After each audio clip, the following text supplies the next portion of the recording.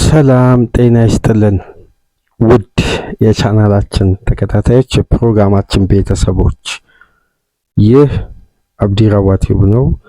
ፕሮግራማችንን ላይክ በማድረግ እንዲጀምሩ፣ ላይክ ስታደርጉ የዚህም ፕሮግራም ተደራሽነት ተደማጭነት ከፍ ስለሚያደርግ ላይክ እያደረጋችሁ እንድታደምጡን፣ አዲስ የሆናችሁ ሰብስክራይብ በማድረግ የደወል ምልክቷን እየተጫናችሁ ቻናላችንን ጆይን እንድታደርጉ በአክብሮት እየጋበዝን ይህንን ፕሮግራም ከሀገር ውጭ የምታደምጡ የቻናላችን ተከታታዮች የሁል ጊዜ ድጋፋችሁን በሱፐር ስቲከር፣ ሱፐር ቻት፣ ሱፐር ታንክስ ድጋፍ ታደርጉልን ዘንድ የአክብሮት ግብዣችን ነው። የሁለተኛ ክፍል ፕሮግራማችን እንግዲህ ትኩረት የሚያደርገው በቀጥታ ከምሽቱ የወዳጅነት ጨዋታዎች መካከል በእንግሊዝ ምድር የተደረገው የእንግሊዝና የዩሩጓይ ጨዋታ ነበር።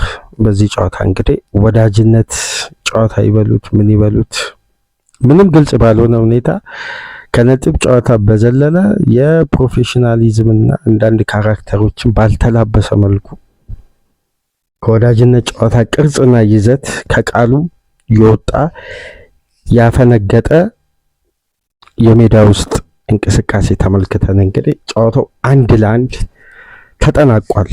ይህን ጨዋታ ለተመለከተ እንግዲህ የጨዋታውን ቅርጽ የጨዋታውን እንቅስቃሴ የበለጠ በግልጽ የሚያሳይ ነው። የጨዋታውን ውጤት አዝናኝነቱ በእርግጥ እዚህ ግባ የሚባል አልነበረም። ብዙም አዝናኝ ጨዋታ አልነበረም። አዝናኝነቱን ማጣቱ ብቻ ሳይሆን በጨዋታ ላይ የሚስተዋሉ የነበሩ የተጫዋቾች አግሬሲቭ መሆን ከልክ በላይ ነበር። በምሽቱ ጨዋታ ከልክ በላይ ስላችሁ ከልክ በላይ ያለፈ በጣም የወዳጅነት ጨዋታ ማይመስል የወዳጅነት ጨዋታ አይደለም፣ በነጥብም ጨዋታ ማየት የማንፈልጋቸው የጨዋታ እንቅስቃሴዎችን ስናስተውል ነበር። በተለይ በዩሩጓይ ብሔራዊ ቡድን የሚያስገርመው የዩሩጓይ አሰልጣኝ ማርሴሎ ቤልሳ መሆናቸው እና አንዳንድ እንቅስቃሴዎችን የምንመለከተው በሜዳ ውስጥ የበለጠ ካራክተሩን እንዲያጣ የሚያደርጉት የተጫዋቾች የግል አንዳንዴ ፍላጎት እንዳንለው አንድ ተጫዋች በአንድ ተጫዋች የእግር ኳስ ሕይወት ላይ እንደነዚህ አይነት አደጋ በማድረስ እሱ ሊታወቅም አይችልም ሊሞገስም አይችልም። እንግዲህ እና የማርሴሎ ቤልሳ ቡድን ሆኖ እንዲህ አይነት ፕሮፌሽናሊዝምን ማሳየቱ በራሱ የሚያስገርም ነው። የምታስታውሱ ከሆነ ማርሴሎ ቤልሳ ሊድስ ዩናይትድን ይዘው ወደ ፕሪሚየር ሊጉ ለማደግ የመጨረሻ የህልውና ጨዋታ በሜዳቸው ካስቶን ቪላ ጋር ቪላ ሳያድግ በፊት በዲን ስሚዝ በሚሰለጥንበት ጊዜ ኤልጋዚ ላይ ጥፋት ተሰርቷል በሚል የአስቶን ቪላ ተጫዋቾች ኮምፕሌን አቀረቡ። ያንን ኳስ ወስደው ሊድሶች አስቆጠሩ። ቤልሳ ተመልክቻለሁ፣ ይሄ ፌር ፕሌይ ጨዋታውን ማቆም ነበረባቸው የኔ ተጫዋቾች፣ ስለዚህ ቪላ በእኛ መረብ ላይ ወስዶ ያስቆጠር በማለት ያ ጨዋታ 1-1 ተጠናቆ ቪላ ወደ ፕሪሚየር ሊግ አደገ። ሊድስ ዩናይትድ እዛው ቀርቶ ነው በቀጣዩ ዓመት የመጣው በዛች ጨዋታ ምክንያት። ይሄ ማለት ለእግር ኳስ ካላቸው ትልቅ ክብርና እግር ኳስ ፍትሃዊ በሆነ መንገድ እንዲዘልቅ ለማድረግ የታየ ይሄ ትክክለኛ የእግር ኳስ ዳኝነት ነበር ያሳዩት። በምሽቱ የእሳቸው ተጫዋቾች በዛ ደረጃ እንደዛ የእንግሊዝ ተጫዋቾችን ለመቀንጠስ እንደዛ አይነት ታክል ሲያሳዩ በጣም የሚያጸይፍ ነው። እኔ ጨዋታው አልተመቸኝም። የበለጠ የተመለከትኩት የጀርመንን ጨዋታ ነው በታብሌት ስመለከት የነበረው። የእንግሊዝ በመጀመሪያ ደረጃ የዋናው ቡድን ተጫዋቾች በአብዛኛው እረፍት ተሰጥቷቸዋል። እድል ለመስጠት ሙከራ ለማድረግ የበለጠ ለሁለተኛ ቡድን ተጫዋቾችና ያለፈውን ኢንተርናሽናል ብሬክ ከስብስቡ ጋር ያልነበሩ በቱህል ስላልሰለጠኑ ተጫዋቾች እድል የመስጠት ነው እና ጨዋታው ዱላ ቀረሽ ጸብ ነው የቀረው። በየደቂቃው ፋውል አለ። የፋውሉ አይነትን ደግሞ ብትመለከቱ በጣም ይሄ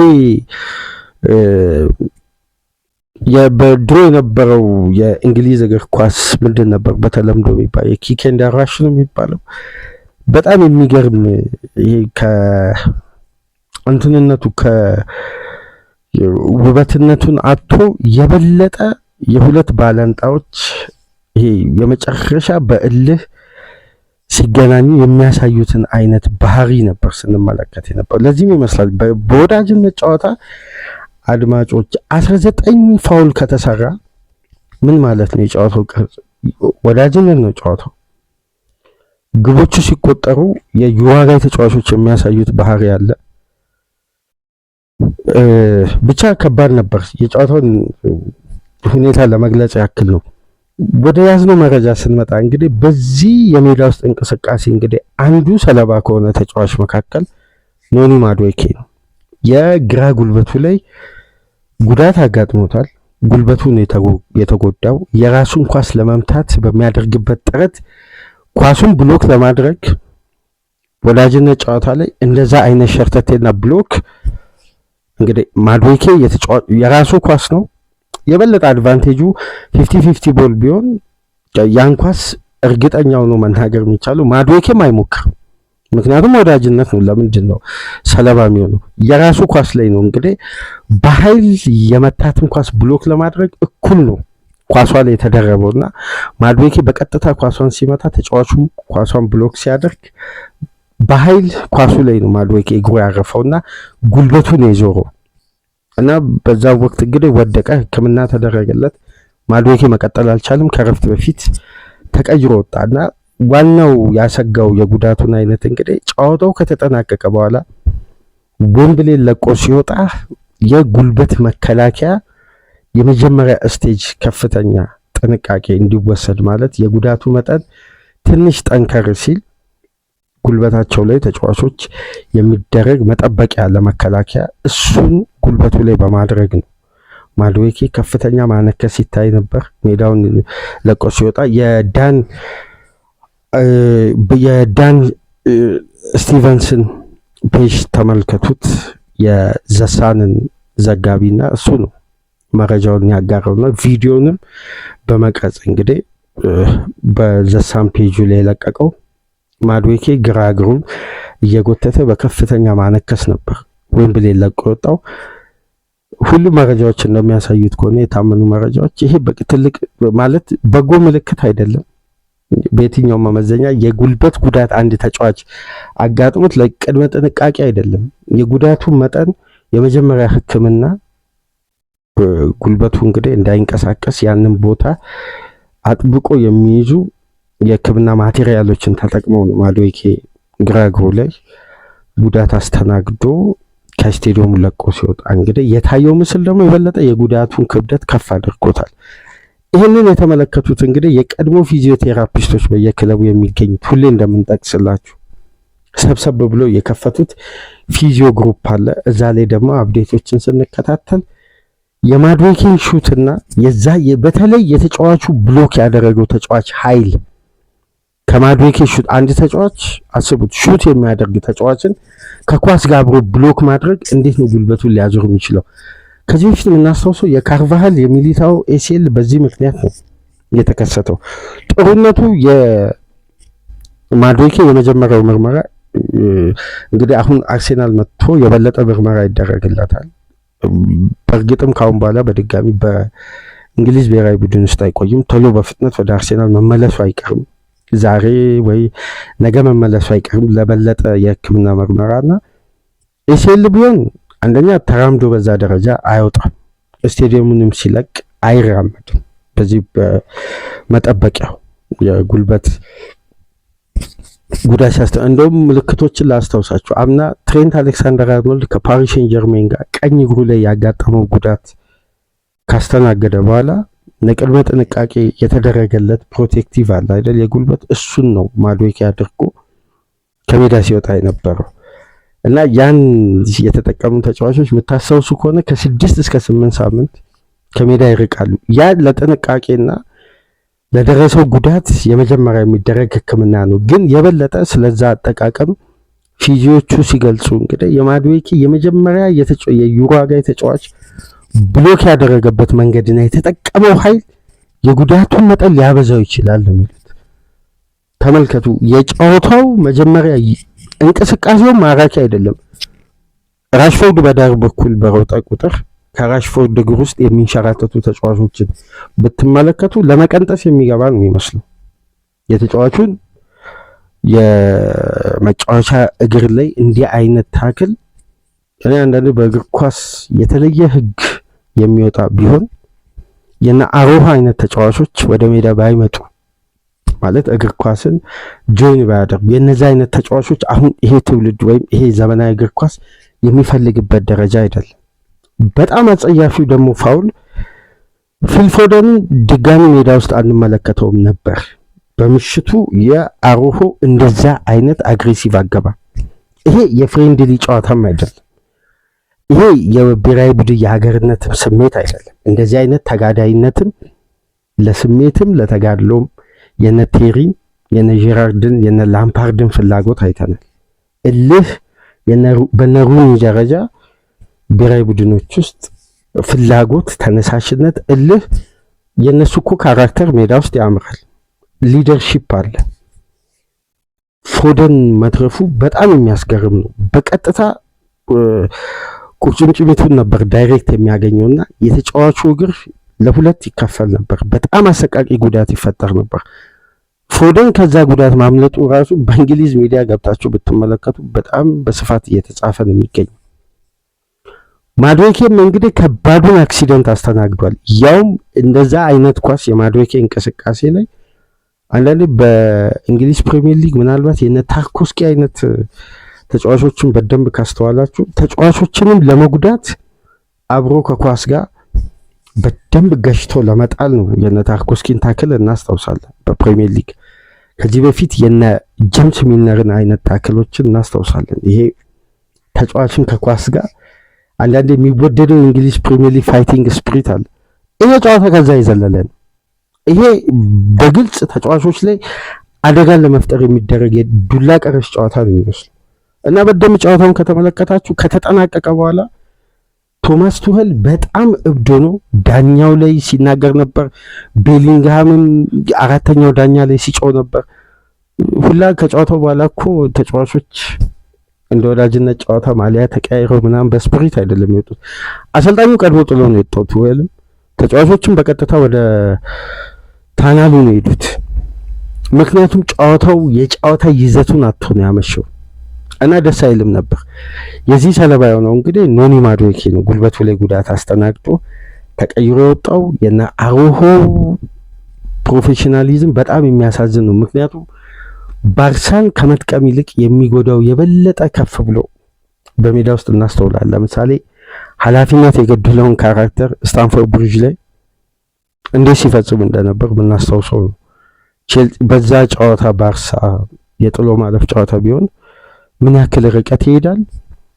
ከባድ ነበር። አሁን ላለበት ስቴጅ አይደርስም ነበር። አንዳንድ የሚሰጣቸውን ኃላፊነትና የለበሱትን ማሊያ ከፍታ የማያውቁ ተጫዋቾች አሉ በአንዳንድ ቡድኖች ውስጥ የሚያሳዩት የሜዳ ውስጥ ካራክተር አንዳንዴ ከፕሮፌሽናሊዝም ወይ በዓለም ቴሌቪዥን ቁጭ ብለን መመልከት የሌለብን ባህሪና ስብዕና እንመለከታለን። ከእንትኑ ከመስመሩ ያለፈ እና አሁን ማዱዌኬ የዚህ ኢንተርናሽናል ብሬክ ሰለባ ሆኗል። እንደውም ከዚህ ጨዋታ ቀደም ብሎ የተመለከትነው መረጃ ራፊኛ ከ6 እስከ 8 ሳምንት ከሜዳ እንደሚርቅ ነው። ቀጣይ 10-12 ጨዋታ ያመልጠዋል የባርሳ ደርሶ መልስ ሁለቱንም የሻምፒየንስ ሊግ እግር ኳስ ጨዋታ ቀጣይ ዙሩንም እንደሚያመልጠው ነው ዘገባዎች እያሳዩ የሚገኙት። የኢንተርናሽናል ብሬክ አንዱ ትርፍ ይሄድ አሁን በፍሬንድሊ ጨዋታ ዋጋ መክፈል አሁን ለሚካኤል አርቴታ ምን አይነት ፈተና ነው። ማዱዌኬ ጉዳቱ እንደሚገመተው ከባድ ከሆነ የሳካ ሰሞነኛ ፎርም እንግዲህ ብዙ እያነጋገረ ብዙ እያወዛገበ ሀሳቦችን እያስነሳ ለሁለት ጎራ ለይቷል። ሳካ ሳይሆን የአርቴታ ታክቲክ ነው የሚሉ አሉ። አይ ሳካ ዘንድሮ የበለጠ ፐርፎርማንሱ ማሳደግ የሚችልበት አመት ነበር። በጉዳቱ ምክንያት አሁንም ሳይኮሎጂካሊ ነው ሳካ መንቃት ያለበት፣ ፊዚካሊ አይደለም። ሳይኮሎጂው ከነቃ ፊዚካሊ የበለጠ ተጫዋቹ ፐርፎርም ማድረግ ይችላል የሚሉ ደግሞ በዛኛው ወገን አሉ። እዚህ ላይ እንግዲህ ማዱዌኬ ማጣት ለአርቴታ ቀላል አይደለም። ባለፈው ሳምንት እንደምታውቁት ኤበሪቼዜ ከ4 እስከ 6 ሳምንት ከሜዳ ይርቃል ተብሏል። ትናንትና ደግሞ በሰማነው መረጃ ከሆነ ኦፊሻል ኮንፈርሜሽን አይደለም አድማጮች፣ ኦፊሻል ኮንፈርሜሽን ባይሆንም የጁሬን ቲምበር ታይት አርምስትሪንግ ነው ይሄ በ21 ቀናት ውስጥ የሚመለስ የሃምስትሪንግ ጉዳት ነው እየተባለ ነው የሚገኘው። የጁሪየን ቲምበር የሪከቨሪው ጊዜ እንግዲህ ቀደም ብሎ ከፍጻሜውን በፊት ስለተጀመረ ለሊግ ጨዋታ ሲመለስ ይመለሳል የሚሉ ግምቶች ቢበዙም ግን ታይት ሃምስትሪንግ እንደሆነ እየተነሳ ነው።